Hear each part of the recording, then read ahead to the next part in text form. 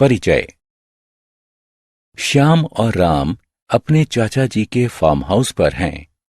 वे पेड़ के आसपास खेल रहे हैं। वे पेड़ पर लगे पके अमरूदों को देखकर खुश हैं। क्या हम कुछ अमरूद खा सकते हैं चाचा जी? बिल्कुल बेटा, मैं तुम दोनों के लिए अमरूद लाता हूं। ये कितने स्वादिष्ट हैं। श्याम, उस पक्षी को देखो। यहां तक कि पक्षी भी पके हुए अमरूदों का आनंद ले रहे हैं। हाँ, जंतु पौधों से अनेक वस्तुएं जैसे फल, छाया, ऑक्सीजन आदि प्राप्त करते हैं। बच्चों, लेकिन क्या तुम जानते हो कि जंतु भी पौधों को अनेक वस्तुएं देते हैं? सच में चाचा जी, किंतु वो कैसे? चाचा जी, कृपया इसके विषय में हमें और अधिक बताएं। तो ठीक है, आओ मैं तुम्हें सजीव वस्तुओं की एक दूसरे पर निर्भरता के विषय में विस्तार से बताता हूं। आओ सीखें। पौधों और जंतुओं की एक दूसरे पर निर्भरता का वर्णन करना। पौधों और जंतुओं की निर्भरता वाले कारकों की सूची बनाना। वनों की विशेषता का वर्णन करना। वनों के कटाव से होने वाले दुष्परिणामों की चर्चा करना। वन और वन्य जीवन सुरक्षा की चर्चा करना। क्या पौधे जंतुओं पर निर्भर होते हैं? पौधों से जंतुओं को भोजन, ऑक्सीजन और आश्रय प्राप्त होता है। क्या वे इसके बदले में पौधों को कुछ देते हैं?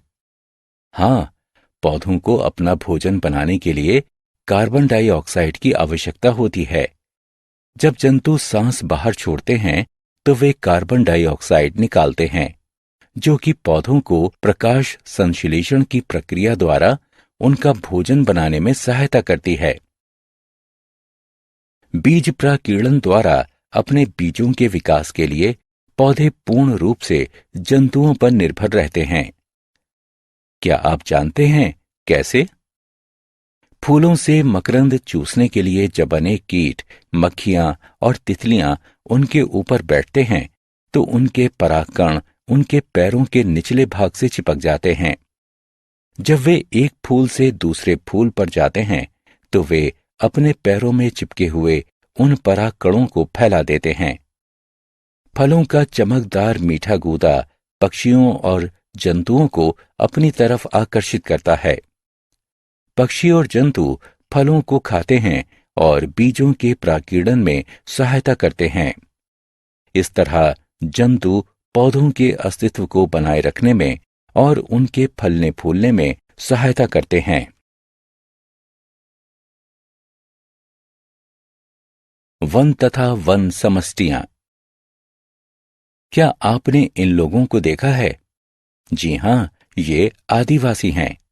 आदिवासी लोग पेड़ों की पत्तियों और फलों को एकत्रित करते हैं। आदिवासी वन्य पदार्थों जैसे गोंद, कायिक पौधे, औषधि वाले पौधे और शहद आदि द्वारा अपनी जीविका कमाते हैं। वे वनों में पाए जाने वाले विभिन्न प्रकारों के पौधों से अपना भोजन और औषधियां प्राप्त करते हैं। आदिवासी कुछ पेड़ों जैसे बरगद और पीपल की पूजा करते हैं। पेड़ों के प्रति ये आदर पेड़ों के संरक्षण में सहायता करता है। वनों का महत्व। श्याम वन की हरियाली को देखकर अति उत्साहित है। वनों से हमारे जीवन को अनेक लाभ मिलते हैं। आओ इनमें से कुछ लाभों के बारे में जानते हैं। वायु। वन ऑक्सीजन को निकालकर वायु को शुद्ध बनाते हैं। औषधि। वन में पाए जाने वाले अनेक पौधे औषधियों के स्रोत हैं। उनके लगभग सभी भागों जैसे जड़ों, छाल और पत्तियों का औषधीय मूल है। जल। वन बारिश के जल के बहाव को कम करके और उसे छानकर जल की गुणवत्ता को सुधारते हैं। वे जल विभाजकों की भी रक्षा करते हैं। लकड़ियां। फर्नीचर, जहाज और घर बनाने के लिए हम वनों से लकड़ियां प्राप्त करते हैं। भोजन के उत्पाद। वनों से हम विभिन्न किस्म के फल और शहद प्राप्त करते हैं। छाया, चारों तरफ की वायु और भूमि को ठंडा करके वनों के पेड़ों की छाया पृथ्वी के ताप को कम करके इसे ठंडा रखने में सहायता करती है। ठंडक, वाष्पीकरण और वाष्पोत्सर्जन के दौरान वन सौर ऊष्मा को अवशोषित करने में सहायता करते हैं। कार्बन डाइऑक्साइड का स्तर, ये कार्बन डाइऑक्साइड के स्तर को बनाए रखते हैं और इस प्रकार से पौधों की वृद्धि को बढ़ाते हैं। स्थानीय जलवायु, ये स्थानीय जलवायु को बनाए रखने में सहायता करते हैं और इस प्रकार से जलवायु में होने वाले बदलाव से भी लड़ने में सहायता करते हैं। आओ खेलें। चित्र को उठाकर सही कथन के नीचे दिए गए बॉक्स में रखें। वनों का कटाव। जब श्याम, राम और उनके चाचा जी वन के दूसरे छोर पर पहुंचे तो उन्होंने देखा कि कुछ लोग पेड़ों को काट रहे थे। आप पेड़ों को क्यों काट रहे हैं? हम इस जमीन पर चावल उगाएंगे। चाचा जी ने श्याम और राम को बताया कि बढ़ती हुई जनसंख्या और अनाज की बढ़ती हुई डिमांड के कारण वन उपजाऊ जमीन में परिवर्तित होते जा रहे हैं। वनों के कृषि वाली भूमि में परिवर्तित होने के कारण ही अधिक वन कटाव हो रहा है। लकड़ियों की प्राप्ति के लिए पेड़ों की अनगिनत कटाई से वनों का अधिक क्षय होता है। वनों के कटाव के कारण लाखों प्रजातियों के वास स्थानों का खोना सबसे भयंकर दुष्परिणाम है। वनों के कटाव से जलवायु में भी बदलाव आता है क्योंकि पेड़ ग्रीन हाउस गैसों को अवशोषित करते हैं। वनों के कटने के परिणाम स्वरूप ग्लोबल वार्मिंग बढ़ती है। हमें ये जान लेना चाहिए कि हम पेड़ों के बिना जीवित नहीं रह सकते हैं। वन की सुरक्षा। हमें वनों की सुरक्षा करनी चाहिए। वनों की सुरक्षा के लिए सबसे पहला कदम यह है कि कृषि करने या रहने के लिए जमीन की प्राप्ति के लिए अधिक संख्या में वनों के काटने को रोकना चाहिए। यह भी आवश्यक है कि वन्य जंतुओं की खाल, उनके सींग या दांतों के लिए उन्हें मारना या उनका अवैध शिकार नहीं करना चाहिए। वन्य जीवों के मारने के विरुद्ध सरकार द्वारा लागू किए गए कानून तथा नियमों का सख्ती से पालन करना चाहिए।